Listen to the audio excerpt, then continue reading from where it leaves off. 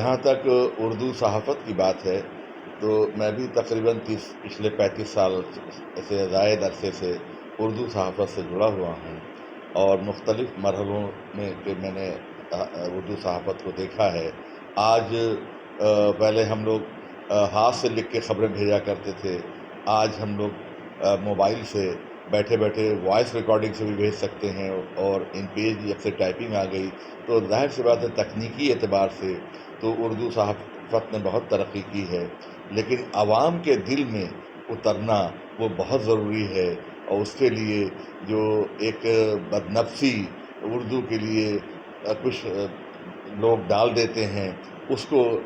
ذہن سے ہٹانا بہت ضروری ہے۔ اس لیے کیونکہ یہ ملک کی میراث ہے، یہ لشکری زبان ضرور تھی جب اس کا وجود ہوا تھا، اس وقت جب ملک میں مسلمانوں کی حکومت تھی تو لشکری زبان کے نام سے اس کا وجود عمل میں آیا تھا، لیکن بعد میں اب یہ ہندوستانی زبان ہے، اور ہندوستان کیونکہ جتنا بھی ہمارا مذہب کا ماننے والا ہے وہ چاہے جو بھی کہے، خاص طور سے نارتھ انڈیا میں وہ بولتا اردو ہے، لکھ نہیں پاتا ہے، رسم الخط نہیں جانتا ہے، لیکن بولتا وہ اردو ہی ہے۔ اس لیے اردو صحافت کا مستقبل بہت تابناک ہے، بس یہ ہے کہ ہم اس کو کوشش یہ کرنا چاہیے کہ ہم اپنے بچوں کو بھی اردو تعلیم دیں، اور اردو